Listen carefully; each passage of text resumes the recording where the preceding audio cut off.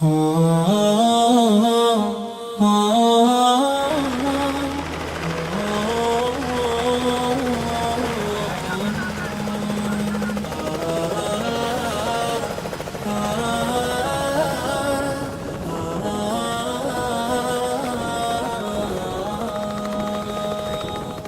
dawn that whispers light so clear. Alhamdulillah for every day. Shukran ya Allah in every way. The stars, the moon, the morning sun, all praise to Him, the only one. Jessore বিজ্ঞান ও প্রযুক্তি বিশ্ববিদ্যালয় ক্যাম্পাসে আয়োজিত আজকের এই চমৎকার আয়োজনের সম্মানিত সভাপতি, অত্র বিশ্ববিদ্যালয়ের মাননীয় ভাইস চ্যান্সেলর মহোদয়, উপস্থিত যশোরের কৃতি সন্তান আদ্দিন ফাউন্ডেশনের কর্ণধার জনাব ডাক্তার মহিউদ্দিন হাফিজাহুল্লাহ, উপস্থিত অত্র প্রতিষ্ঠানের সম্মানিত শিক্ষকবৃন্দ এবং আমার প্রাণপ্রিয় শিক্ষার্থী ভাইয়েরা এবং পর্দার আলে থাকা আমার সম্মানিতা বোনেরা, আমরা আমাদের সামগ্রিক জীবনে যত কাজ করি এই সব কাজের একটা লক্ষ্য থাকে। আমরা স্কুল জীবন থেকে যে পড়াশোনা শুরু করেছি, স্কুল থেকে কলেজে এসেছি, বিশ্ববিদ্যালয় পর্যায়ে এসেছি, আমাদের এই জীবনের ধাপগুলোর কোনো লক্ষ্য আছে না নাই? আমরা স্কুলে পড়ি, আমাদের উদ্দেশ্য থাকে ভালো ফলাফল করে আমরা ভালো কলেজে চান্স পাব, ভালো কলেজে চান্স পেয়ে সেখানে ভালো কিছু করতে পেরে আমি বিশ্ববিদ্যালয়ে ভালো একটা অবস্থানে যাব। বিশ্ববিদ্যালয়ে ভালো একটা বিশ্ববিদ্যালয়ে আমি যদি পড়াশোনা করতে পারি, ডিগ্রি নিতে পারি, তাহলে সেটারও একটা লক্ষ্য আছে না নাই? বিশ্ববিদ্যালয় থেকে ভালো একটা স্বনামধন্য বিশ্ববিদ্যালয় থেকে পড়াশোনা করে উচ্চতর ডিগ্রি নিয়ে আমি কি করব? কোনো লক্ষ্য আছে না নাই? কি করব? এই সার্টিফিকেট আমি কি করব? এটা তো ধুয়ে পানি খাবো না নিশ্চয়ই, তাহলে একটা লক্ষ্য তো আছে। কি সেটা? কেউ কি হেল্প করবেন আমাকে? ভাই বলতেছেন বিশ্ববিদ্যালয়ের সার্টিফিকেট অর্জন করছেন যাতে আল্লাহ খুশি হয়ে যান।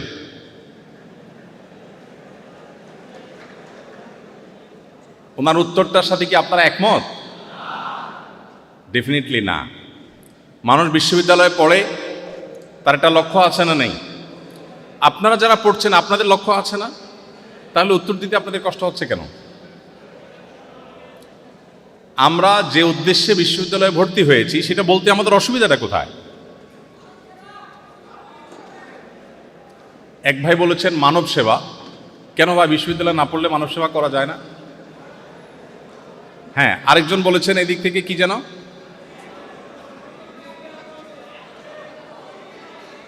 একেবারে সলিড সুগার কোটেড ছাড়া পিওর মনের আসল কথাটা বলবেন কে?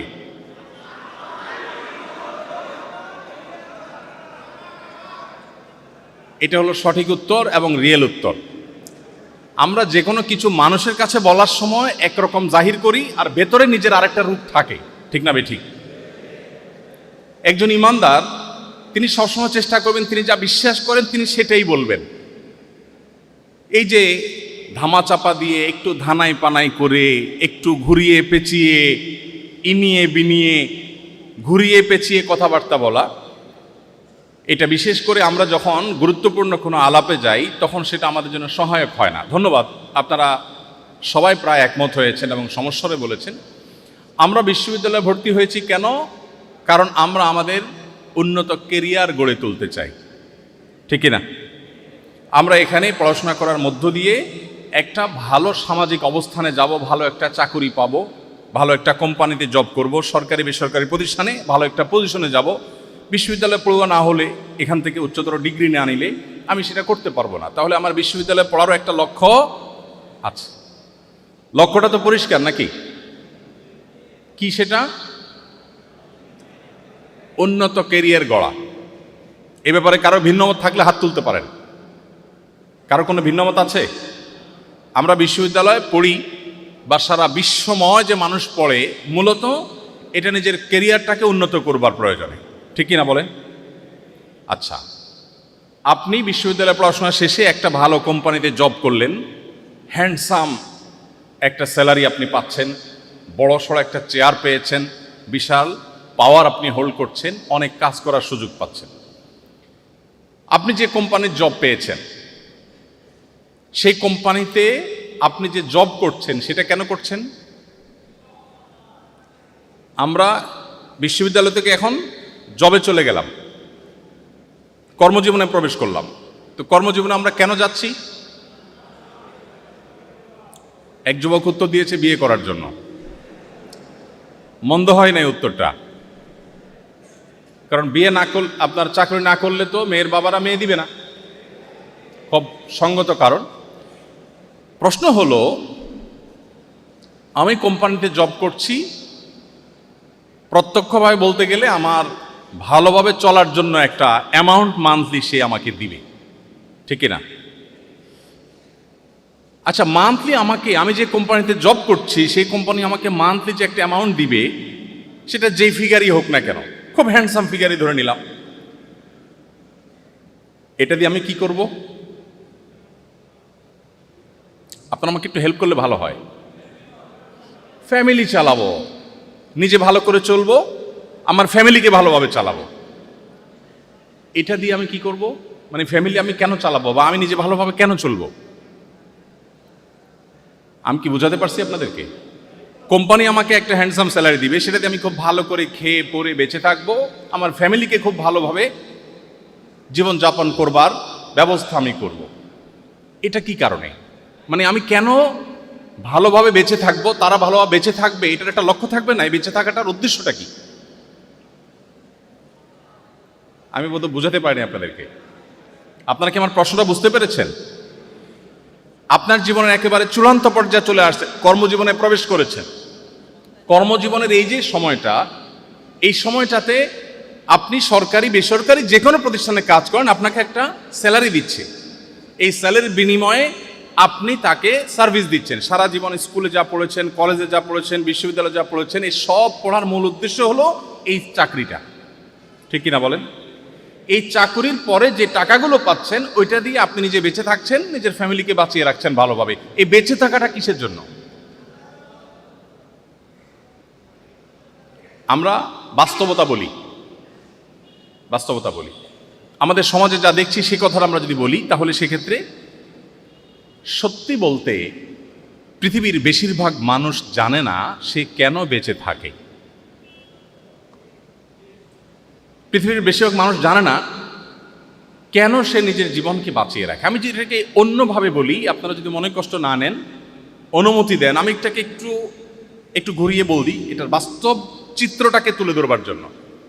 আমি কদিন আগে অস্ট্রেলিয়ার সিডনিতে আমাদের প্রবাসী বাংলাদেশিদের আমন্ত্রণে একটা প্রোগ্রামে গিয়েছিলাম। সেখানে আমার এক বন্ধু, তিনি পৃথিবীর নামকরা একটা কোম্পানিতে জব করেন। তো তার বাসায় দাওয়াত করেছেন, খাওয়া দাওয়া করলাম। প্রসঙ্গত জিজ্ঞেস করলাম, ভাই, ওনার সাথে আমার পরিচয় প্রায় 2-2.5 যুগ আগ থেকে। জিজ্ঞেস করলাম যে আপনি দেশে অনেক ভালো প্রতিষ্ঠানে পড়াশোনা করেছেন, অনেক বড় ইঞ্জিনিয়ার হয়েছেন, এই কোম্পানি আপনাকে হায়ার করে এনেছে, চাকরি দিয়েছে এবং হ্যান্ডসাম একটা অ্যামাউন্ট আপনাকে দেয় মান্থলি। আপনি মূলত আপনার পুরো জীবনের স্কুলে পড়েছেন কলেজে যাওয়ার জন্য, কলেজে পড়েছেন বিশ্ববিদ্যালয়ের জন্য, বিশ্ববিদ্যালয়ে পড়েছেন চাকরির জন্য, সেই চাকরি পেয়েছেন, এখন আপনার জীবনের ফাইনাল স্টেজে আছেন, এখন শুধুমাত্র টাকা। চাকরিতে আপনি জব করছেন আর বিনিময়ে টাকা নিচ্ছেন। এই টাকাটা কোম্পানি আপনাকে কেন দিচ্ছে? আসলে কোম্পানিকে সার্ভ করার জন্য, তাই না? তাহলে ব্যাপারটা কি এরকম দাঁড়ালো না যে আমরা বিশ্ববিদ্যালয় পড়ে বা সমগ্র জীবন যা কিছু করেছি সব কিছু করে মূলত আমি একটা কোম্পানিকে, সরকারি বেসরকারি যে কোনো একটা প্রতিষ্ঠানকে আমি সার্ভ করার জন্য আমার পুরো জীবনকে উৎসর্গ করেছি। আমি কলেজে পড়েছি তার জন্য, স্কুলে পড়েছি তার জন্য, বিশ্ববিদ্যালয়ে পড়েছি তার জন্য, ক্যারিয়ার গড়েছি তার জন্য, বহু ট্রেনিং করেছি তার জন্য, বহু প্রশিক্ষণ নিয়েছি তার জন্য, বহু কিছু শিখেছি তার জন্য, নিজেকে স্মার্ট করেছি তার জন্য। এমনকি আমি রাতে যে ঘুমাই, সে ঘুমটা কেন ঘুমাই? কারণ দিনে আমাকে ডিউটি করতে হবে কোম্পানির জন্য। আমি যে খাই সেটা কেন খাই? কারণ না খাইলে আমি ডিউটি করতে পারবো না কোম্পানির জন্য। তাহলে দিন শেষে আমাকে কিছু টাকা দিয়ে কোনো একটা কোম্পানি তার ব্র্যান্ড ভ্যালু বাড়াচ্ছে, তার প্রতিষ্ঠানকে গ্রো করছে, পৃথিবীতে প্রতিষ্ঠিত করছে। আমি তার সার্ভেন্টের মতো, আমি তার পারপাস সার্ভ করার জন্য কিছু টাকা পাচ্ছি। সেই টাকা দিয়ে আমাকে আর আমার ফ্যামিলিকে সরল অর্থে বলতে গেলে ভালোভাবে বেঁচে থাকার ব্যবস্থা করেছে। আমি বেঁচে আছি কেন? তাকে সার্ভ করার জন্য। এই কনসেপ্টটা কি ঠিক আছে? এই যদি হয় আমাদের জীবনের লক্ষ্য, তাহলে এই জীবনের চাইতে দুর্ভাগ্যজনক আর কোনো জীবন হতে পারে না। আমি বেঁচে আছি কেন? একটা কোম্পানিকে XYZ কে সার্ভ করার জন্য। তিনি বিনিময়ে আমাকে যে টাকাগুলো দিবেন, এগুলো আমি কবরেও নিতে পারবো না। এগুলো মূলত আমাকে বাঁচিয়ে রাখার জন্য। কারণ আমি যদি ভালো করে খেয়ে পরে বেঁচে না থাকি, তাহলে আমি কোম্পানিকে সার্ভ করতে পারবো না। তাহলে কোম্পানি আমাকে বাঁচিয়ে রাখছেন তার কাজের জন্য, আর আমি নিজে বেঁচে আছি কোম্পানির কাজের জন্য। আমি রাতে ঘুমাচ্ছি কোম্পানির জন্য, গোসল করে ড্রেস পরছি কোম্পানির জন্য, আমি খাওয়া দাওয়া করছি কোম্পানির জন্য, আমি পড়াশোনা করছি সারা জীবন কোম্পানির জন্য। এটা কি কোনো একজন মানুষের জীবনের লক্ষ্য হতে পারে? গতকাল নর্থ সাউথ ইউনিভার্সিটিতে একজন স্টুডেন্ট প্রশ্ন করেছেন, 9 শতাধিক প্রশ্ন সেখানে এসেছে। এর ভিতরে প্রথম প্রশ্ন যেটা আমার নজরে এসেছে সেটি হলো, মানুষের জীবনে ধর্মের কি প্রয়োজন বা অপরিহার্যতাটা কোন জায়গায়? আমি এতক্ষণ যে কথাগুলো বললাম, এই কথাগুলোর আলোকে আমি বিনয়ের সাথে বলতে চাই, সেখানে কিছু কথা বলার চেষ্টা করেছি। আপনাদের উদ্দেশ্যে বলতে চাই, পৃথিবীর কোনো সভ্যতা, কোনো সংস্কৃতি, কোনো মতবাদ আপনার জীবনের একটা অর্থবহ লক্ষ্য, একটা অর্থবহ উদ্দেশ্য, আপনার জীবনের একটা অর্থবহ টার্গেট আপনাকে কেউ দিতে পারবে না এক্সেপ্ট কোরআনে কারীম। কোরআন আপনাকে আপনার জীবনের লক্ষ্য বলে দিয়েছে, পাতায় পাতায় বলেছে, যুগে যুগে নবী রাসূলগণ বলেছেন। খেয়ে পরে ঘুমিয়ে নিজের জীবনটাকে পার করে দিয়ে এরপর একসময় মরে মাটির সাথে মিশে যাওয়া, এটা অন্য 10টা প্রাণীর জীবন হতে পারে, কোনো মানুষের জীবন হতে পারে না। আল্লাহ বলেছেন, ওয়ালাকাদ কাররামনা বানি আদম, আমি মানুষের সন্তানকে সম্মানিত করেছি। আল্লাহর এই সম্মানিত সৃষ্টি, এই সৃষ্টি আল্লাহ তাআলা এমনি এমনি সৃষ্টি করেন না। আল্লাহ বলেছেন, আফা হাসিবতুম আন্নামা খালাকনাকুম আবাসা ওয়া আন্নাকুম ইলাইনা লা তুরজাউন, তোমরা কি মনে করেছো তোমাদেরকে আমি অহেতুক সৃষ্টি করেছি? জাস্ট খেয়ে পরে কোন রকম বেঁচে থেকে জীবনটাকে পার করে দিয়ে, ঘুমে খেয়ে দেয়ে নে জীবনটাকে অতিক্রম করে দিয়ে ধপ করে একদিন মরে গেলে, মাটির সাথে মিশে গেলে, তোমাদেরকে আমি অর্থহীন লক্ষ্য উদ্দেশ্য ছাড়া এমনিতেই সৃষ্টি করেছি, এটা তোমরা মনে করছো? আমার কাছে তোমাদের আর ফিরে আসতে হবে না, এই মনে করে বসে আছো তোমরা? প্রিয় ভাই আমার, আপনি যদি কোরআন খোলেন, আপনার জীবনের লক্ষ্য খুঁজে পাবেন, আপনার জীবনের উদ্দেশ্য খুঁজে পাবেন। আপনার জীবনের চূড়ান্ত লক্ষ্য উদ্দেশ্য কোরআন ছাড়া আর কেউ আপনাকে দিতে পারবে না। আমি চ্যালেঞ্জ করে বলি, পৃথিবীর কেউ আপনাকে দিতে পারবে না। অনেক চমৎকার চমৎকার আইডিওলজি আপনি পাবেন পৃথিবীতে, মানুষের জীবনের কোনো অর্থবহ লক্ষ্য আপনাকে কেউ দিতে পারবে না, শুধু কোরআন দিতে পারবে, ইসলাম দিতে পারবে। প্রিয় ভাই আমার, আমাদের কেরিয়ার, আমাদের কর্মজীবন, এটা এখন আমাদের জীবনের সবচেয়ে বড় লক্ষ্যে পরিণত হয়েছে। বাট এর পরেরটা কি সেটা আমরা জানি না। কেরিয়ার খুব গড়লাম, তারপরে আমি কেরিয়ার দিয়ে কী করবো? হ্যাঁ, এটাকে অনেক সুন্দর পজিটিভ অর্থে আমরা ভাবতে পারি যে আমি খুব ভালো পড়াশোনা করি, ভালো একটা কেরিয়ার পেয়ে আমি মানুষের সেবা করব। ওকে ফাইন, তারপর মানুষ সেবা করলে আমার লাভ কি? আপনি বলবেন মনের সান্ত্বনা। মানুষের সেবা করলে সব সময় কি মনের সান্ত্বনা পাওয়া যায়? অনেক সময় সেবা করে উল্টা হিতে বিপরীত হয় না? আপনি সেবা করলেন, মানুষ স্বীকৃতি দিল না, আপনার ভালো লাগবে? একজন মানুষ ক্যারিয়ারকে খুব ভালো করে গড়ে এরপরে ভালো একটা চেয়ারে বসে দুর্নীতি, চুরি, ডাকাতি, 2 নম্বরে যা আছে সব করছে, কিন্তু ধরা পড়ে নাই। মানুষ জানে এই লোকটা খারাপ, কিন্তু তাকে কেউ ধরতে পারে, ধরা ছোঁয়ার বাইরে, এবং এভাবে সে মারা গেছে। হতে পারে না? তাহলে এটা কি মানুষের জীবনের একটা প্রত্যাশিত এন্ডিং হতে পারে? একজন সারা জীবন জুলুম করেছে, তার গায়ের জোর ছিল, একটা সময় মারা গেছে, তাকে কেউ দমাইতে পারে নাই। সব জালিমের বিচার তো নগদ হয় না, এরকম হয় না অনেক লোকের। আবার মুদ্রার উল্টা পিঠে দেখি অনেক লোক সারা জীবন নির্যাতিত ছিলেন, নিষ্পেষিত ছিলেন, কষ্টে নিপতিত ছিলেন, তার জীবনে কখনো সুখের দেখা পান নাই, কোনো জায়গায় সুবিচার পান নাই, যেখানে গেছেন অবিচারের মুখোমুখি হয়েছেন, এভাবে জুলুম সহ্য করতে করতে মারা গেছেন। এরকম লোক নাই পৃথিবীতে? তাহলে একটা মহা বিচার দিবস, মহান মালিকের কাছে দাঁড়িয়ে জীবনের পুঙ্খানুপুঙ্খ রূপের হিসাব, ভালো কাজের পুরস্কার, মন্দ কাজের তিরস্কার, এটা যদি না থাকে তাহলে মানুষের জীবনের একটি প্রত্যাশিত এন্ডিং এবং সমাপ্তিও হয় না। আপনার এই জায়গায় যে সংকট তৈরি হবে, এই সংকটের সমাধান একমাত্র আপনাকে ইসলাম দিতে পারবে, কোরআন দিতে পারবে। সমাজ ভাইরা, আমার এতগুলো কথা বলার উদ্দেশ্য হলো, আমরা পৃথিবীতে আজ বেশিরভাগ মানুষ মেশিনের মতো জীবন যাপন করি। আমরা এত বেশি কেরিয়ার পাগল হয়ে গেছি, আমাদের জীবনের লক্ষ্য উদ্দেশ্য সম্পর্কে আমরা বেশিরভাগ মানুষ ওয়াকিফাল না।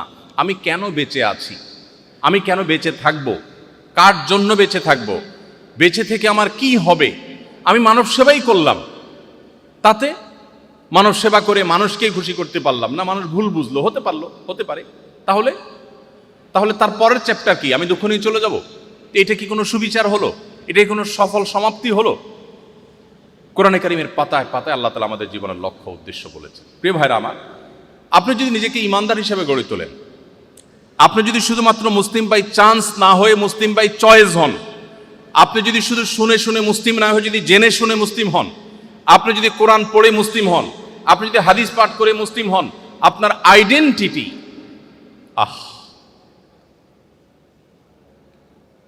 এটা অত্যন্ত দুর্ভাগ্যজনক একটি জায়গা। আমাদের আইডেন্টিটি আজ পরিবর্তন হয়ে গেছে। আমরা কে আমরা জানি না, আমরা কে আমরা বলতে পারবো না। আমরা পরিচয় জানি অমুকের ছেলে, বুঝলাম অমুকের ছেলে, তিনি তার ছেলে, তিনি তার ছেলে। তারপর আজ আমাদের সবচেয়ে বড় সংকটের জায়গাগুলোর মধ্যে একটা হলো আমাদের আত্মপরিচয় আমরা ভুলে গেছি। আমাদের আত্মপরিচয় আমরা হারিয়ে ফেলেছি, আমরা জানি না আমরা কে।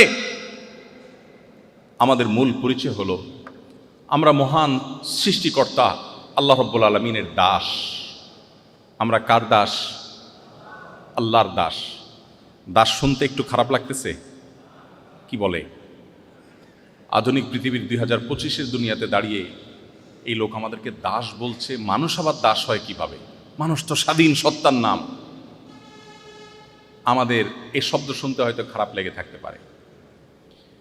আমি এটা বোঝানোর জন্য বলি, এলাকাতে গ্রামে গঞ্জে যারা এলাকার যে পলিটিক্স সেটা করেন, অথবা জাতীয় পলিটিক্সের অংশ, নেতাগোতা যারা হন, এদের যারা আগায় যোগায় দেয়, সাথে থাকে, এদেরকে একেবারে স্থানীয় ভাষায়, গাঁইয় ভাষা কি বলে? চামচা বলে। সঠিক বলেছেন। নেতার সাথে একটু আগায় যোগায় দেয়, পিএসগিরি করে, এটা কি বলে? চামচা বলে। খারাপভাবে চামচা বলে, ভালোভাবে বললে সহকারী বলে। কেউ কারোর চামচা এই শব্দটা শুনতে কি কারোর কাছে ভালো লাগবে? ভালো লাগবে না। কিন্তু এই সহকারীটা যদি মহামান্য রাষ্ট্রপতির ব্যক্তিগত সহকারী হয়, মহামান্য প্রেসিডেন্টের যদি ব্যক্তিগত সহকারী হয়, প্রধানমন্ত্রীর ব্যক্তিগত সহকারী হয়, তাহলে সেক্ষেত্রে এটা শুধু গৌরবের না, সে এই নাম বেচে বেচে ভাঙিয়ে ভাঙিয়ে যে কত কাজ করবে। উনি অমুকের পিএস, অমুকের সহকারী, তখন এই চামচা পরিচয়টা বিরাট গৌরবের। কারণ এই চামচা কোনো মেম্বারের চামচা না, চেয়ারম্যানের চামচা না, এটা প্রেসিডেন্টের সহকারী। ঠিক না বে ঠিক? প্রেসিডেন্টও মানুষ, আমিও মানুষ। তিনি রক্ত মাংসে তৈরি, আমিও রক্ত মাংসে তৈরি। প্রেসিডেন্টকে যিনি সৃষ্টি করেছেন, গোটা সৃষ্টি জগৎ যার সৃষ্টি, আমি সে আল্লাহর দাস। এই পরিচয়টা গৌরবের না? গৌরবের না? মহা গৌরবের। আল্লাহর দাস হওয়া সহজ কথা না। আমাদের এই পরিচয় আমরা আজ হারিয়ে ফেলেছি, আমরা জানি না। আমাদেরকে ভুলিয়ে দেওয়া হয়েছে, এটা এক মেকানিজমের অংশ। আমাদেরকে ভুলিয়ে দেওয়া হয়েছে আমরা কে, আমরা কোথা থেকে এসেছি, আমরা কোথায় যাব, আমাদের এন্ডিং কোথায়, আমাদের গন্তব্য কোথায়, আমাদের লক্ষ্য কি, আমাদের উদ্দেশ্য কি, আমাদের আল্লাহর সামনে একদিন দাঁড়াতে হবে। আমরা ভুলে গেছি, আমাদের ভুলিয়ে দেওয়া হয়েছে। এই বস্তুবাদ, এই ভোগবাদ গোটা পৃথিবীর মানুষকে অন্ধের মতো করে দিয়েছে। কোনো মোমবাতি জ্বালালে যেরকম একের পর এক পোকামাকড় এসে সেখানে পড়ে, আমরা আজ এক অজানার উদ্দেশ্যে পাড়ি জমিয়েছি, গোটা জীবন শেষ করে ফেলছি। পৃথিবীর উন্নত দেশগুলোতে যাবেন, কারণ নামার সময় নাই, খাওয়ার সময় নাই। এমনকি পৃথিবীর জাপানের মতো দেশ, অনেক উন্নত দেশ আছে, তরুণরা ফিজিক্যাল রিলেশন করবার সময় 30-40 বছর বয়সে পর্যন্ত একবারও পায়নি, এরকম বহু তরুণ আছে, কারণ তার হাতে সময় নেই। কিরে ভাই, এত ব্যস্ত কিসের জন্য? কিসের জন্য সেটা হয়তো তাকে জিজ্ঞেস করলে তিনিও বলতে পারবেন না। একটা চাকরি করছেন, একটু জব নিচ্ছেন, একটু ভালো ক্যারিয়ারে তিনি আছেন, ভালো ক্যারিয়ার গড়ে তোলার জন্য কাজ করছেন, বাট তারপরে কি? এই তারপরের কি, এটা তো জীবন লক্ষ্য হতে পারে না। এই জন্য দেখবেন যারা আল্লাহতে বিশ্বাসী না, যারা আখেরাতে বিশ্বাসী না, এই মানুষগুলো প্রচণ্ড রকমের ডিপ্রেশন এবং ফ্রাস্ট্রেশনে ভোগে। দুর্ভাগ্যজনক সত্য যে আমাদের স্টুডেন্টরা, মুসলিমদের সন্তানরা, তরুণরা, আমরা অনেকে ফ্রাস্ট্রেশনে ভুগি, অনেকে আমরা দুশ্চিন্তায় ভুগি, আমরা অনেকে নানান হতাশায় ভুগি। কোরআন বলেছে, ওয়ালা ইয়াইআস মির রাউহিল্লাহি ইল্লাল কওমুল কাফিরুন, আল্লাহর রহমত থেকে আশা ছেড়ে দেওয়া, নিরাশ হওয়া, এটা শুধুমাত্র অবিশ্বাসী দ্বারা সম্ভব। কোনো বিশ্বাসী মানুষ, কোনো ইমানদার মানুষ, আল্লাহ এবং আখিরাতে বিশ্বাস করে, সে কখনো নিরাশ হতে পারে না। সে জানে সব কিছু আল্লাহর হাতে। আমার যদি দেয়ালে পিঠ ঠেকেও যায়, তারপর আল্লাহ সেখান থেকে আমাকে ব্যাক করাতে পারেন কি পারেন না। অতএব ইমানদার কখনো হতাশ হতে পারেন না। এই জন্য ইসলামে আত্মহত্যা কল্পনারও অতীত। কোনো মুসলমান আত্মহত্যার কথা চিন্তাও করতে পারে না। যদি কেউ আত্মহত্যা করে, চিরকাল তাকে জাহান্নামে শাস্তি দেওয়ার কথা নবীজি বলেছেন, আর কঠোর কঠোর কথা বলেছেন। আত্মহত্যাকারী ব্যক্তির জানাজা খোদ নবীজি পড়েন নাই, এবং সমাজের ইমাম সাহেবরা পড়বে না, এবং এটা জঘন্য অপরাধ, এবং এটা শাস্তি নিশ্চিত জাহান্নাম। আরো কঠোর বার্তা নবীজি বলেছেন, কারণ মুসলমান কখনো আত্মহত্যা করতে পারে না, কারণ আত্মহত্যা ডিপ্রেশন থেকে আসে, এটা মুসলমান দ্বারা হতে পারে না। প্রিয় ভাইরা আমার, আমাদের জীবনের লক্ষ্য উদ্দেশ্য আমরা যদি ঠিক করতে চাই, তাহলে আমাদেরকে মুসলিম হতে হবে, আল্লাহর কাছে আত্মসমর্পণ করতে হবে, তাহলে জীবনের লক্ষ্য খুঁজে পাবো। আর যখন জীবনের লক্ষ্য খুঁজে পাবো, তখন জীবনের প্রতিটি নেগেটিভ বিষয়ের মধ্যে আপনি পজিটিভিটি খুঁজে পাবেন। প্রতিটি নেগেটিভ বিষয়ের মধ্যে পজিটিভিটি খুঁজে পাবেন। এবার আসুন, আমি একজন ইমানদারের আয়নায়, একজন ইমানদারের চশমায়, একজন ইমানদারের চোখে বিশ্ববিদ্যালয় জীবনকে, কলেজ জীবনকে একটু দেখার চেষ্টা করি। একজন মানুষ যখন তিনি বিশ্বাস করেন যে কোনো মুহূর্তে আমার মৃত্যু হবে, আল্লাহর সামনে দাঁড়াতে হবে, জীবনের প্রতিটি মুহূর্তে হিসাব দিতে হবে, আমি ভালো কাজ করলে আমার জন্য হবে, মন্দ কাজ হলে আমার উপরে আসবে। আল্লাহ কোরআনে বলেছেন, মান আমিলা সালিহান ফালিনাফসি, কেউ যদি ভালো কাজ করে তার নিজেরই লাভ, ওমান আসআ ফাআলাইহা, আর যদি কেউ খারাপ কাজ করে তার পরিণতি তাকেই ভোগ করতে হবে, অন্য কারোর কিছু হবে না। কোরআনের প্রতি অগাধ বিশ্বাস এবং পরিপূর্ণ ঈমানের জায়গা থেকে একজন মানুষ যদি স্কুলে পড়েন, তার উদ্দেশ্য হবে ভালো কলেজে যাব, ভালো কলেজে পড়ে ভালো বিশ্ববিদ্যালয়ে যাব, ভালো বিশ্ববিদ্যালয়ে যাই ভালো পড়াশোনা করে আমি মানুষের সেবা করে আল্লাহর কাছ থেকে বিনিময় আশা করব। মানুষের সেবা করার পর মানুষ যদি আমাকে কোনো স্বীকৃতি নাও দেয়, ডাজ নট ম্যাটার, আল্লাহ তো ভুল করবেন না, তিনি আমাকে স্বীকৃতি দিবেন। জীবনের একটা অর্থ খুঁজে পাওয়া যায় কি যায় না? যায় কি যায় না? প্রিয় ভাই আমার, আমি আপনাদেরকে আহ্বান করব ইসলামে পরিপূর্ণভাবে প্রবেশ করবার। আপনি হয়তো বলবেন, আমি তো মুসলমান আছি, আমি মুসলমান আছি নামকা ওয়াস্তে, আমি মুসলমান আছি বাই চান্স, মুসলমান আছি আমি না জেনে না বুঝে, মুসলমান আছি আমি জন্মসূত্রে। আমি আপনাকে বুঝে শুনে মুসলিম হওয়ার আহ্বান করছি। ইসলামের চাইতে যৌক্তিক জীবনের কোনো লক্ষ্য, উদ্দেশ্য, জীবনের কোনো টার্গেট, জীবনের চূড়ান্ত এবং সুন্দর প্রত্যাশিত, কাঙ্ক্ষিত, এক্সপেক্টেড পরিণতি, এন্ডিং, সমাপ্তি আপনাকে আর কেউ দিতে পারবে না। এই জন্য আপনাকে ইসলামে আসতে হবে। ইসলামে আসার সবচেয়ে বড় সুফলগুলোর মধ্যে থেকে একটা হলো, যেটা আমি একটু আগে বললাম, ইসলামে আসার পর আপনার জীবনে আর হতাশা কাজ করবে না, হতাশা কোনোভাবে আপনাকে স্পর্শ করবেই না। একজন সাহাবী খেজুর খাচ্ছিলেন, খেজুর, হাদিসটি আপনারা শুনেছেন অনেকেই। কোথায় খেজুর খাচ্ছিলেন? রণাঙ্গনে, যুদ্ধক্ষেত্রে, জীবন মৃত্যুর খেলা চলছে, যেখানে এক সেকেন্ডের এদিক সেদিক হলে গর্দান উড়ে যাবে, সেই জায়গায় তিনি নবী সাল্লাল্লাহু আলাইহি ওয়াসাল্লামের হাদিস তার কানে আসলো, আল্লাহর রাহে যদি কেউ তার জীবন দেয়, শাহাদাতের মর্যাদা যদি পায়, তো সে জান্নাতে যাবে, আল্লাহর সঙ্গে সাক্ষাৎ হবে। তার খেজুরের পুটলিগুলো, পুটলিতে যে থাকা খেজুরগুলো, এগুলো তার কাছে বোঝা মনে হলো, এগুলো ছুঁড়ে ফেলে দিলেন, যেগুলো খাওয়ার সময় কই। গভীর রণাঙ্গনের একেবারে ভিড়ের মধ্যে প্রবেশ করলেন, লড়াই করতে করতে শাহাদাত বরণ করলেন। প্রিয় ভাই আমার, আপনি যখন মুসলিম হতে পারবেন, তখন আপনি বিপদকে এনজয় করবেন, আপনার কষ্টকে আপনি এনজয় করবেন। প্রচন্ড কষ্ট চলছে, আপনার সামনে হাদিস হাজির হবে। নবীজি বলেছেন, তিরমিজিতে বর্ণিত হয়েছে, তিনি বলেছেন আসাদুন নাসি বালাআন আল আম্বিয়া ফাল আমসাল সুম্মাল আমসাল। সবচেয়ে বেশি বিপদগ্রস্ত ছিলেন নবী রাসূলগণ। আপনি কি তাদের অনুসারী? সো আপনার জীবনে বিপদ আসবেই। আপনার সামনে আরেকটি হাদিস আসবে। নবীজি সাল্লাল্লাহু আলাইহি সাল্লাম বলেছেন, ইন্নাল্লাহা ইযা আহাব্বা কওমান ইবতালাহুম। আল্লাহ যখন কোনো সম্প্রদায়কে ভালোবাসে তাকে পরীক্ষার মধ্যে ফেলেন, বিপদে ফেলেন। আপনার কাছে বিপদটাও এনজয় করার মতো একটা বিষয় হবে। আপনার জীবনে নেগেটিভ জিনিসের মধ্যে আপনি পজিটিভ জিনিস খুঁজে পাবেন। কোনো বিপদ হয়েছে, আপনি নিশ্চিত হবেন আল্লাহর হুকুম ছাড়া, আল্লাহর নির্দেশ ছাড়া আমার জীবনে কিছু ঘটে না, আল্লাহর ইলমের বাইরে কিচ্ছু হয় না। সো এই বিপদের মধ্যে আমার কোনো কল্যাণ আছে, আমি নিশ্চিন্তে সেটাকে মেনে নেই, গভীরভাবে বিশ্বাস করি। আপনি সেটাকে এনজয় করবেন, ভালো লাগবে। আর ঈমান যদি না থাকে, আপনি জাস্ট বলবেন ও স্যাড, ব্যাস। এরপর আপনার সান্ত্বনা কে? আপনি রোগাক্রান্ত, মর্মপীড়ায়, শারীরিক পীড়ায় আপনি ভুগছেন, আপনি খুব কষ্টে আছেন, কিন্তু আপনি জানেন নবীজি বলেছেন ঈমানদার যদি তার পায়ে একটা ছোট কাঁটাও বিদ্ধ হয়, ছোট একটা কাঁটাও যদি ফুটে, এবং সে যদি সবর করতে পারে, কাঁটা ফুটেছে, কাঁটা 14 গোষ্ঠী ধরে গালিগালাজ করে নাই, সে সবর করেছে, আল্লাহর কাছ থেকে সে রিওয়ার্ড পাবে, বিনিময় পাবে। তাহলে আমার এই বিপদে আমি যদি সবর করি, আল্লাহর কাছে বিনিময় পাবো। কোরআনে কারিমে আল্লাহ বলেছেন, ইন্নামা ইউওয়াফাস সাবিরুনা আজরাহুম বিগাইরি হিসাব। একটি আমল আছে যে আমলের বিনিময়ে আল্লাহ তাআলা ব্ল্যাঙ্ক চেক দিবেন।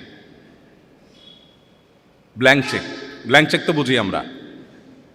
ফিগার আপনি বসায় নেবেন, স্বাক্ষর উনি করে দিয়েছেন, অ্যাকাউন্টে টাকার অভাব নাই, তুমি ফিগার বসায় নাও। একটা আমলের বিনিময়ে শুধু কোরআনে আল্লাহ তাআলা বলেছেন আখেরাতে বান্দাকে আল্লাহ ব্ল্যাঙ্ক চেক দিবেন। একটি আমল, অনলি একটি আমল। বলবো সেটা? আল্লাহ বলেছেন ইন্নামা ইউওয়াফাস সাবিরুনা আজরাহুম বিগাইরি হিসাব। যারা সবর করতে পারবে, ধৈর্যশীল হবে, আশাহত হবে না, ভেঙে পড়বে না, মুষড়ে পড়বে না, শক্ত থাকবে, আল্লাহর প্রতি আস্থা রাখবে, ভরসা রাখবে, আত্মবিশ্বাস থাকবে এবং সবর করবে, আল্লাহ বলেছেন তাদের বিনিময়ে দেওয়া হবে হিসেব ছাড়া। হিসেব ছাড়া। এই জন্য ভাই, আপনি যদি ইসলামে আসেন, আপনি যদি ইসলামটাকে বোঝার চেষ্টা করেন, আপনি যদি ইসলামটাকে মানার চেষ্টা করেন, তখন আপনার ক্যারিয়ারটাকে আপনি দারুণভাবে এনজয় করবেন। আপনার প্রমোশন হলো না, ক্যারিয়ারে আপনার প্রমোশন হলো না, আপনি খুব সৎ অফিসার কিন্তু প্রমোশন হলো না। বেঈমানের কাছে কোনো সান্ত্বনা আছে? যার আখিরাতের প্রতি বিশ্বাস নেই তার কাছে কোনো সান্ত্বনা আছে? আমি একজন সৎ মানুষ, বাট প্রমোশন হয় নাই, মানে এর চেয়ে বড় ট্র্যাজেডি আর কি হতে পারে? আপনার কাছে তো এর চেয়ে কষ্টের কিছু, আপনি শেষ হয়ে যাবেন ভিতরে ভিতরে ঘুরে ঘুরে। তার কোনো সান্ত্বনা আছে? কিন্তু ইমানদারের সান্ত্বনা আছে না নাই? আছে না নাই? আমার টার্গেট ছিল আমি প্রশাসনের সর্বোচ্চ লেভেলে যাব, আমি পড়াশোনা করে ভালো একটা জায়গায় যাব, যে আমি দুর্নীতিকে জাদুঘরে পাঠাবো, এদেশে মানুষের মুখে হাসি ফোটাবো, আমি অপ্রশাসনের বিরুদ্ধে সংগ্রাম করব, আমি সমাজে উদাহরণ হব, আমি মানুষের জন্য কাজ করব। এটা জীবনের সার্থকতা। ভোগবাদ এটা জীবনের সার্থকতা না। ভোগ করে সুখে থাকা এটা তো গরু ছাগলও পারে, পশু পাখিও পারে। ভোগবাদের বিপরীতে দাঁড়িয়ে ত্যাগের মধ্য দিয়ে মানুষের মুখে হাসি ফোটানো এবং তার বিনিময়ে আবার আল্লাহর কাছ থেকে রিওয়ার্ড আসা, এটা তো আমার জীবনে অনেক বড় একটা টার্গেট। এই টার্গেট যদি আমি ফুলফিল নাও করতে পারি, আমার প্রমোশনই হলো না, চাকরিটাই হলো না, জায়গা মতো যেতেই পারলাম না, ইমানদারের সান্ত্বনার জায়গা হলো নবীজি বলেছেন মান হাম্মা বিহাসানাতিন ফালাম ইয়ামালহা। কেউ যদি কোনো ভালো কাজ করবার সংকল্প করে কিন্তু করতে না পারে, আল্লাহ তাআলা তাকে ওই কাজটা করার যেহেতু ইচ্ছার কোনো ত্রুটি ছিল না, কিন্তু সে পারে নাই, তার প্রমোশন হয় নাই, তার চাকরিটা হয় নাই, ব্যাটে বলে হয় নাই, তার স্বপ্ন ছিল, তার ইচ্ছা ছিল, ইচ্ছাতে কোনো খাদ ছিল না, সে সঠিক সিদ্ধান্ত গ্রহণ করেছে বাট হয়ে ওঠেনি। নবীজি বলেছেন কুতিবাত লাহু হাসানা। সে যা নিয়ত করেছে ওইটা নিয়ত করে করলে যা সওয়াব পেত, নিয়ত করে সেটা করতে না পারলেও আল্লাহর কাছে সমপরিমাণ সওয়াব লাভ করবে। আপনি যদি মুসলিম হন, আপনার জীবনে প্রমোশন না হলে, চাকরি না হলে আপনি সান্ত্বনা খুঁজে পাবেন। চাকরি হয় না তাতে কি সব এক চুলও কম হবে না, আল্লাহ আমাকে পাই পাই করে দিবেন, ঘোষণা দেওয়া আছে, কারণ আমার ইচ্ছা কোনো ত্রুটি ছিল না। কিন্তু যদি আপনি ইমানদার না হন, আপনি যদি বেঈমান হন, তাহলে সেক্ষেত্রে আপনার কোনো সান্ত্বনা না, আপনি ও স্যাড বলে আপনি মন খারাপ করবেন, কিন্তু আপনার কিছু করার থাকবে না, আপনি অসুস্থ হবেন।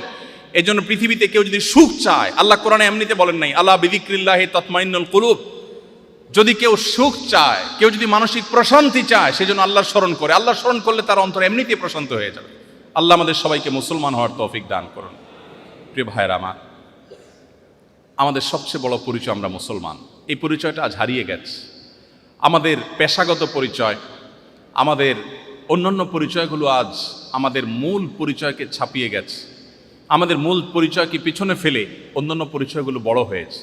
যদি কারোর এই আইডেন্টিটিটা সে ঠিক রাখতে পারে, কেউ যদি তার মুসলমানিত্বের পরিচয়টাকে সে অত্যন্ত গভীরভাবে নিজের ভেতরে ধারণ করতে পারে, তাহলে তার জীবনটা, পুরো জীবনটা একটা জান্নাতি জীবনে পরিণত হবে। সে জীবনের প্রতিটি মুহূর্তকে এনজয় করবে। তার যে চোখ ভরা স্বপ্ন থাকবে, স্বপ্ন পূরণ হলেও তার লাভ, না হলেও তার কোনো ক্ষতি নেই। নবীজি বলেছেন, আজমান লি আমরিল মুমিন ইন্না আমরাহু কুল্লাহু খায়র। ঈমানদারের পুরো লাইফটা বড় পিকুলিয়ার, অদ্ভুত, কারণ তার জীবনের সবকিছুতেই ভালো। বাংলা একটা কথা আছে, হাতি মরলেও লাখ, বাঁচলেও লাখ। ঈমানদারের জীবনটা এরকম। নবীজি বলেছেন, ইন আসাবাহু খায়রুন, ঈমানদারের জীবনে যদি কোনো অ্যাচিভমেন্ট হয়, শাকারা, সে আল্লাহ শুকরিয়া আদায় করে, বিনিময়ে সে আল্লাহর কাছে রিওয়ার্ড পায়। একদিকে সে পাইলো, আপনি পড়াশোনা করেছেন, চাকরিটা জায়গা মতো পাইলেন, আল্লাহ আপনাকে বড় পদে বসাইলেন, আপনার প্রত্যাশার চাইতেও বেশি দিলেন, আপনি আল্লাহর কাছে শুকর আদায় করে বললেন, আল্লাহ তোমার কৃতজ্ঞতা আদায় করছি, তুমি আমাকে দিয়েছো, তুমিই দিয়েছো। তাহলে একদিকে পাইলেন, আবার আল্লাহ শুকরিয়া আদায় করলেন, শুকরিয়ার বিনিময়ে সওয়াব আছে না নাই? আচ্ছা। আর যদি আপনার প্রত্যাশা পূরণ না হয়, প্রত্যাশা পূরণ হলো না, ওয়াইন আসাবাহু শাররুন, তার জীবনে যদি কোনো ক্ষতি এসে পড়ে, সবরা, ইমানদার সবর করে, কারণ আল্লাহ নির্দেশ করেছেন বিচলিত হওয়া যাবে না, সবর করতে হবে। তাহলে আল্লাহ বিনিময় দিবেন যে ব্লাঙ্ক চেক, তাহলে সে সবর করে। বিপদ আসছে, তার প্রত্যাশা পূরণ হয় নাই, নেগেটিভ দিক, কিন্তু সে সবর করছে, বিনিময় আল্লাহর কাছ থেকে ব্লাঙ্ক চেক পেয়েছে। ডিলটা কি লাভের হলো না লসের হলো? লাভের না লসের? তাহলে ইমানদারের জীবনে লসের কোনো প্রজেক্ট আছে? কোনো প্রজেক্ট নেই। প্রিয় ভাইয়েরা আমার, কোভিড-19 সময় একটা টেলিভিশন টক শোতে একজন বাম রাজনীতিবিদ, ওনার সাথে এক টিভি টক শোতে আমাকে আহ্বান করেছে ওনারা থাকতে। আমি যদিও এই টক শো টাইপ এই ধরনের প্রোগ্রামে যাই না সচরাচর, তারপরেও তাদের খুব রিকোয়েস্টের কারণে তখন কোভিড-19 সময় আমি গিয়েছি। তখন ভদ্রলোক আমাকে বললেন, আচ্ছা, এই যে কোভিড-19কে নিয়ে আপনারা হুজুররা অনেক ভুলভাল কথা বলেন, অনেক উল্টাপাল্টা কথা বলেন, এটা করলে আর কিচ্ছু হবে না, ওটা করলে আর কিচ্ছু হবে না, আপনারা মাস্ক না বলে, তারপরে স্যানিটাইজারের কথা না বলে, বিজ্ঞানভিত্তিক কথা না বলে, এই সমস্ত কথা বলে যে মানুষকে আপনারা বিভ্রান্ত করছেন, এতে লাভটা কি হচ্ছে বলেন তো? তো আমি বললাম ওনাকে যে, দেখেন, একজন মানুষ তার জ্ঞান, গবেষণা এবং অভিজ্ঞতা দ্বারায় প্রমাণিত হয়েছে এটা তার জন্য লাভজনক, তখন সেটা গ্রহণ করতে ইসলাম নির্দেশ করে। কোনোটা ক্ষতিকর হলে সেটা থেকে বিরত থাকতে ইসলাম নির্দেশ করে। অতএব আমার মাস্ক এবং স্যানিটাইজেশন, এটা যদি আমার জন্য, স্বাস্থ্যের জন্য ভালো হয়, এটা প্রমাণিত, তাহলে এটা আমাকে ধারণ করতে হবে, ইসলাম সেটা বলে। কোনো আলেম যদি এগুলো ফেলে দিতে বলে, দিয়ে তাওয়াক্কুল করতে বলে, এটা ইসলাম বলে না, এটা ইসলামের ওই আলেমের ব্যক্তিগত মত হতে পারে। তবে আলেম যে তাকে আল্লাহর উপর ভরসা দিচ্ছে, আল্লাহর ভরসার কথা বলছে, এটার লাভ হলো এর ফলে সে প্রচণ্ড একটা মানসিক শক্তি পায়, যেটা আপনি একজন অবিশ্বাসী হলে পাবেন না। আমি সব ব্যবস্থা গ্রহণ করার পরে বলি, আরে মাস্ক তো পড়লাম দামিটা, সবই ঠিক করলাম, কিন্তু হবে কি হবে না রোগ, এটা আল্লাহর হাতে, অতএব আল্লাহ ভরসা। এই যে কনফিডেন্ট তার মধ্যে চলে আসে, আপনার তো কনফিডেন্টের জায়গা নাই। আল্লাহ কোরআনে বলেছেন, যালিকা বিআন্নাল্লাহা মাওলাল্লাযীনা আমানু আন্নাল কাফিরিনা লা মাওলা লাহুম। ঈমানদারদের একজন অভিভাবক আছে। ঈমানদারের একজন কি আছে? অভিভাবক আছে। যে অবিশ্বাসী কাফের, তার কোনো অভিভাবক নেই, তার কোনো যাওয়ার জায়গা নেই। ঢাকা বিশ্ববিদ্যালয়ের একজন শিক্ষক আমাকে কোনো একটা প্রোগ্রামে বলছিলেন, ব্যক্তিগতভাবে না, আমি ওই প্রোগ্রামে ছিলাম, ব্যক্তিগতভাবে সম্ভবত কোনো এক সময় বলেছেন, যাই হোক, তিনি বলছিলেন যে আমার এক স্টুডেন্ট, মুসলমানের ছেলে, হঠাৎ নাস্তিক হয়ে গেছে। বলে যে ধর্মকর্ম আমার ভালো লাগে না, আমার মনে হচ্ছে এগুলো মানুষ বানানো। তো ছেলেকে কিছু বোঝানোর চেষ্টা করলাম, কিন্তু সে খুবই অ্যারোগ্যান্ট, কোনোভাবে বোঝার চেষ্টা করলো না, এবং সে নাস্তিক্যবাদের উপরে তার দিনাতিপাত করা শুরু করলো। হঠাৎ অনেক দিন পরে দেখলাম সে আবার নামাজ কালাম ধরছে। বললাম, কিরে বাবা, তুমি না নাস্তিক হয়ে গেছো? বলে, স্যার, আবার আমি ইসলামে আসছি। বলে, ব্যাপার কি, কি বুঝে ইসলামে আসলা? তোমার এত বুঝালাম। তখন এখনও তিনি ঢাকা ইউনিভার্সিটির টিচার আছেন। তখন তিনি বললেন যে আমাকে ও বলল, ওই ছেলেটা বলল, স্যার সত্যি বলতে কি আমার কাছে সবই অহেতুক এবং মিছে মনে হয়েছে, কিন্তু নাস্তিক্যবাদে যাওয়ার পর আমি জীবনের কোনো মানে খুঁজে পাচ্ছিলাম না। আমি কেন বেঁচে আছি, আমার জীবনের লক্ষ্য কি, উদ্দেশ্য কি? খেয়ে পরে বেঁচে থাকে, গরু ছাগল তো বেঁচে থাকে, তো আমার আর তার মধ্যে পার্থক্য কি? সেও মাটি হয়ে যাবো, আমি মাটি হয়ে যাব, তো আমার আর তার মধ্যে ডিফারেন্সটা কোথায়? আর সবচেয়ে বড় কষ্টের জায়গা হলো স্যার, তার বক্তব্য, আমি কিছু কিছু সিচুয়েশনে এসে অনেক মনোবেদনায় ভুগি। একান্তে একটু কারোর সাথে কথা বলতে মন চায় একটু মন খুলে কারোর সাথে আলাপ করব, দুঃখের কথা কারোর সাথে শেয়ার করব, অনেক মন চায়। কিছু কথা আছে না ভাই, পৃথিবীর কারোর কাছে বলে শান্তি নেই, আছে না? বউয়ের কাছে বলেও শান্তি লাগে না, বাপমার কাছেও না, বন্ধু বান্ধবের কাছেও না। এরকম কিছু সিচুয়েশন আসলে মানুষের জীবনে মনে দুঃখ কষ্ট, একান্তে একটু কথা বলতে চায়। তো সে যুবক বলল, স্যার আমি সেই মানুষটাকে বা সেই সত্তাটাকে খুঁজছিলাম, কার কাছে একটু মন খুলে কথা বলবো, বাট আমি যখন নাস্তিক হয়ে গেলাম আমি কোনো অবলম্বন পাচ্ছিলাম না, কাকে বলবো? কোনো মানুষের কাছে বলে আমি শান্তি পাচ্ছিলাম না। আমি সেজন্য ইসলামে ফিরে আসলাম। এখন আমার কোনো দুঃখ, কোনো বেদনা যেটা কারোর সাথে শেয়ার করবার মতো না, সেটা আমি তাহাজ্জুদে দাঁড়িয়ে নামাজের সেজদায় গিয়ে বিড়বিড় করে মনের গভীর থেকে যখন আমার সৃষ্টিকর্তাকে স্মরণ করে আল্লাহর উদ্দেশ্যে নিবেদন করি, আল্লাহর সঙ্গে কথা বলি, আমি খুব প্রশান্তি অনুভব করি, আমি খুব শান্তি পাই। আমার মনের এই সুখটা পৃথিবীর কোনো শক্তি আর দিতে পারবে না, এটা নিশ্চিত হয়ে গেছে।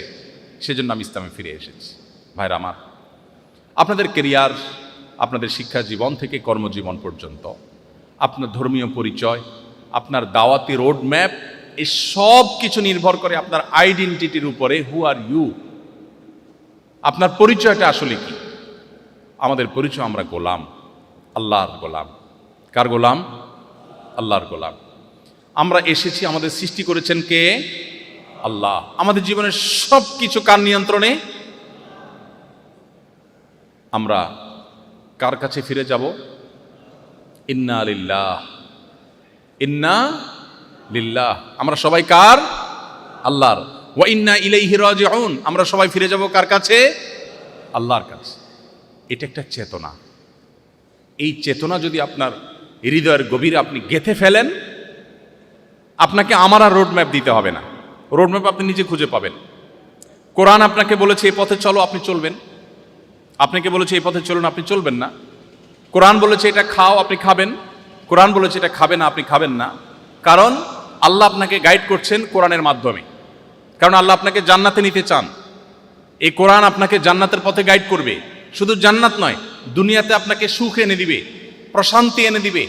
আপনার হয়তো সহায় সম্পদ থাকবে না, হয়তো বা আপনার কাঙ্ক্ষিত জিনিস হাসিল হবে না, কিন্তু সুখটা হবে। আমাদের অনেক তরুণ আছে, বিশেষ করে আপনারা সেই স্টেজ পার করে আসছেন, এসএসসি এইচএসসি এই লেভেলে যে ছেলেফেলেরা পরীক্ষা দেয়, অনেক ছেলেফেলে আছে পরীক্ষায় ভালো ফলাফল করার জন্য অনেক চেষ্টা করে, পড়ালেখা করে, কিন্তু তার লক্ষ্য একটু ডিফারেন্ট। কীরকম? মা সারাদিন জ্বালাতন করে, ডিস্টার্ব করে, তোর সাথে একই সাথে পড়ে, পাশের ফ্ল্যাটে সামিয়া, ও মেয়ে হয়ে তোর চেয়ে ভালো রেজাল্ট করে, তুই এত খারাপ রেজাল্ট করস কেন? অথবা ছেলে, বেশিরভাগ মায়েদের একটা কমন কথা আছে, ওর পাওটা ধুয়ে পানি খেতে পারস না? বলে না মারা, ওর পাওটা ধুয়ে পানি খাইস, তোর সাথে একসাথে পড়ে, ও এত সুন্দর রেজাল্ট করে, তুই কি করস? তখন জেদ হয়। তখন কি হয়? জেদ হয়। এবার ভালো করে পড়ালেখা ধরে। কেন? কারণ সামিয়ার মাকে দেখাই দিতে হবে, পাশে বাসার আন্টিকে দেখাই দিতে হবে, বা নিজের মাকে দেখাই দিতে হবে। আচ্ছা বলেন তো, মানুষ যা চায় তার সব কি হয় পৃথিবীতে? হয় না। এখন ব্যাটে বলে হলো না, ফলাফলটা প্রত্যাশিত হলো না, তাহলে এর আর কোনো সান্ত্বনার জায়গা আছে? এই জন্য দেখবেন এসএসসি এইচএসসি ফলাফল প্রকাশ হবে, অনেকে আত্মহত্যা করে, ডিপ্রেসড হয়ে যায়।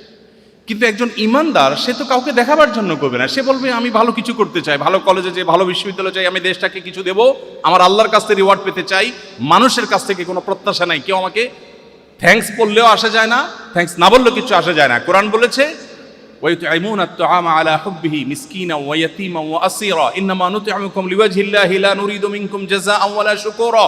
জান্নাতি লোকদের বৈশিষ্ট্য হলো তারা মানুষকে খাবার দিবে, আহার দিবে, উপকার করবে, নানা কল্যাণ সাধন করবে এবং বলবে, জানো তোমাদেরকে কেন খাবার দিয়েছি? ইন্নামা নুতআমুকুম লিওয়াজহিল্লাহ, তোমাদের খাদ্য তুলে দিয়েছি, উপকার করেছি, আমার একটা লক্ষ্য আছে, সেটা হলো আমার সৃষ্টিকর্তাকে আমি খুশি করতে চাই। লা নুরিদু মিনকুম জাযাআন ওয়ালা শুকুরা, তুমি যে আমার উপকার করেছো এর জন্য তোমার কাছে আমি থ্যাঙ্কসও আশা করি না।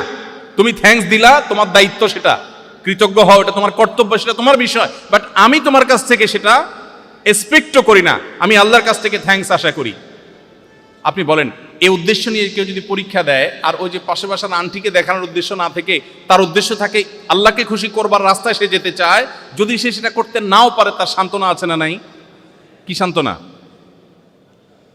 যে আল্লাহ দেখছেন আমার নিয়তে তো কোনো খাদ ছিল না, বাট হয়ে ওঠে নাই, তাহলে আল্লাহ আমাকে সওয়াব পরিপূর্ণভাবে দিবেন, দিবেন না দিবেন না?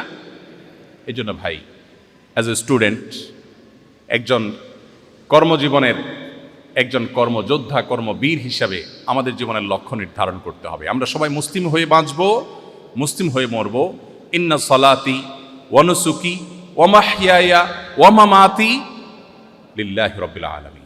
আমাদের জীবন মরণ, আমাদের সব কিছু আল্লাহর উদ্দেশ্যে, চাকরি আল্লাহর উদ্দেশ্যে, পড়াশোনা আল্লাহর উদ্দেশ্যে, তাহলে আমরা সুখময় জীবন পাবো। আল্লাহ এই জন্য কোরআনে বলেছেন, মান আমিলা সালিহাম মিনকুম মিন যাকারিন আও উনসা ওয়া হুয়া মুমিন ফালানুহয়িয়ান্নাহু হায়াতান তাইয়্যিবাহ ওয়া লানাজজিয়ান্নাহুম আজরাহুম বিআহসানি মা কানু ইয়ামালুন। যে ব্যক্তি ভালো কাজ করবে, ইমানদার অবস্থায় ভালো কাজ করবে, ইমানদার অবস্থায় ভালো কাজ করার মানে হলো সব আল্লাহর উদ্দেশ্যে করবে। আল্লাহ বলেছেন তাকে আমি পৃথিবীতে একটা চমৎকার পবিত্র জীবন দিব, সৌভাগ্যের জীবন দিব। সে সুখে থাকবে, কুড়ের ঘরে থাকতে পারে, ছোট চেয়ারে থাকতে পারে, চাকরি না হতে পারে, ভালো জায়গায় যেতে চায় যেটা নাও হতে পারে, বাট সে অন্যরকম একটা লাইফ লিড করবে, কোন একটা লাইফ, অন্যরকম একটা লাইফ সে পালন করবে, যে লাইফের মধ্যে কোনো দুঃখ নাই, কষ্ট নাই, প্রচন্ড সুখ থাকবে। নবীজি সাল্লাল্লাহু আলাইহি সাল্লাম ঘুমাতেন, ওঠার পর পিঠে পিঠে খেজুরের পাতার দাগ লেগে যেত, খেজুরের পাতার বিছানায় শুতেন। সাহাবায়ে কেরাম মায়া করতেন। আপনি না মদিনার রাষ্ট্রপ্রধান, সে সময়ের রাষ্ট্রপ্রধানরা কিভাবে চলাফেরা করে, কত বড় প্রাসাদে থাকে, আপনি একটু আরামের বিছানাটা অন্তত রেডি করেন, করেন নাই। কিন্তু সুখের কোনো অভাব ছিল? প্রিয় ভাইরা আমার, সারা জীবন যুদ্ধ সংগ্রাম ঠেলে তাকে সামনে অগ্রসর হতে হয়েছে। সে মক্কার জীবন থেকে দেখেন নবীজির একটি দিনের জন্য পাবেন না যে নিশ্চিন্তে একটি রাত তাকে ঘুমোতে দেওয়া হয়েছে, একটি রাত না, নট এ সিঙ্গেল ডে, একটি দিন পাবেন না যে দিনটি তিনি নিশ্চিন্তে থাকতে পেরেছে। আজকে বদর তো কালকে উহুদ, কালকে খন্দক তো আরেকদিন খায়বার, আজকে মক্কার মসজিদরা আসছে তো কাদিলার মদিনা মুনাফিকরা ডিস্টার্ব করছে, কখনো বেদুইনরা হামলার চক্রান্ত করছে, সারাটা জীবন গেছে বাধায় বাধায়, কিন্তু একটিবারের জন্য নবীর জীবনে আপনি খুঁজে পাবেন না, আমি চ্যালেঞ্জ দিয়ে বলতে পারি, একটি জাল হাদিস দেখাতে পারবেন না কোন সাহাবী কি তিনি বলেছেন, শরত আমার মনটা এখন অনেক খারাপ, মেজাজটা এখন একটু গরম আছে, এখন সরব, একটা জাল হাদিস আপনি দেখাতে পারলে আপনাকে আমি পুরস্কার দেব। কোন অমুসলিম, কোন ইসলাম বিদ্বেষী, মুসলিমদের প্রতি বিদ্বেষাকে এরকম কোন ইতিহাসের রচয়িতা, ইতিহাসের এমন কোন একটা কথা বের করতে কেউ পারে নাই, পারবে না, যে মুহাম্মদ সাল্লাল্লাহু আলাইহি সাল্লামের জীবনে কখনো এরকম ডিপ্রেশন, এরকম হতাশার মধ্যে এক সেকেন্ডের জন্য কেউ তাকে দেখেছে। জীবনের এত হতাশার মধ্যে একটা মানুষ এমন ভাবে চলেছেন, যার সাথে কথা বলেছেন মুস্কি হাসে কথা বলেছেন, প্রত্যেকটা লোক মনে করতে উনি আমাকে সবচেয়ে বেশি ভালোবাসেন, সবাইকে খুব আপন করে নিতে পারতেন।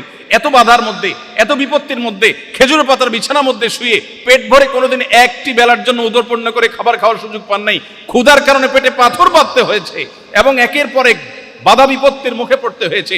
গর্তে, গুহায়, হেরা গুহাতে, গারে সৌরে তাকে পালিয়ে আশ্রয় নিতে হয়েছে, শত্রুর মোকাবেলা করতে হয়েছে।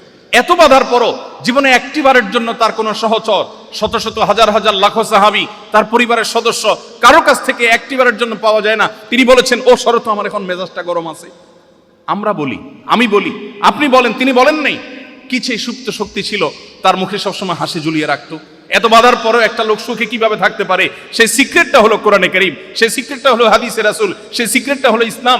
সেই ইসলামের ছায়াতলে যদি আমি আসি, আমরা যদি সেই পরিচয়কে ধারণ করি, সেটাকে সমুন্নত করে ধরে রাখি, সেটাকে উঁচু করে ধরে রাখি, পৃথিবীর কোনো কিছু লাগবে না আমাদের সুখ এবং মানসিক প্রশান্তির জন্য নবীজি সাল্লাল্লাহু আলাইহি সাল্লাম সেই জন্য বলেছেন, লাইসাল গিনা বিকাসরাতিল আরদ, অনেক সম্পদ আহরণ করলে মানুষ সুখী হয় না। আমাদের কাছে অনেক মানুষ আসে, অনেক পয়সা করি, অনেক পদ পদবি আছে, প্রতিনিয়ত আসে, সবসময় আমার কাছে কম বেশি এই ধরনের কেস আসতে থাকে।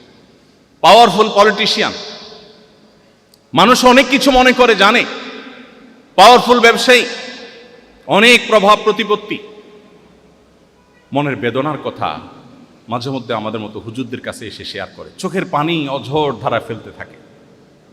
নবীজি এই কথাটাই বলেছেন, অনেক সম্পদ আহরণ করে ফেললে মানুষ সুখী হয় না। ওয়ালাকিন্নাল গিনা গিনান নাফস, মানসিকভাবে কেউ যদি সুখী হতে পারে, মনের দিক থেকে কেউ যদি সুখী হতে পারে, অন্তরটা যদি আল্লাহর জন্য সঁপে দিতে পারে, নিবেদন করতে পারে, সেই শুধু সুখী হয়। আমরা সবাই মুসলিম হওয়ার চেষ্টা করবো তো ইনশাআল্লাহ। আমাদের আইডেন্টিটি, আমাদের আত্মপরিচয় যদি আমরা খুঁজে পাই, আমরা যদি সে পথে থাকতে পারি, আমার কর্মজীবনের দিক নির্দেশনা, আমার ছাত্র জীবনের দিক নির্দেশনা আমাকে কোরআন দিবে, হাদিস দিবে, সেটাকে আমি আমার মাথা পাতে নেব। আমরা সবাই চেষ্টা করবো তো ইনশাআল্লাহ। আমি একটু সংক্ষেপ করে বলতে চেয়েছিলাম, কিন্তু লম্বা হয়ে গেছে। আল্লাহ তাআলা আমাদেরকে বোঝার তৌফিক দান করুন, আমাদের জীবনের লক্ষ্য খুঁজে পাওয়ার তৌফিক আল্লাহ তাআলা দান করুন, খাঁটি মুসলিম হওয়ার তৌফিক দান করুন। আমার সবচেয়ে বড় পরিচয় আমার মুসলমানিত্বের পরিচয়, অন্যদের সমস্ত পরিচয় আমার কাছে এর চেয়ে ছোট পরিচয়। অতএব ওই পরিচয়টাকে আমি বড় করে ধরে রাখলে আমাকে গাইড করবে কোরআন, আমাকে গাইড করবে হাদিস, আমি সুখ পাবো দুনিয়াতে এবং আখিরাতে। আল্লাহ আমাদের সবাইকে আমলের তৌফিক দান করুন।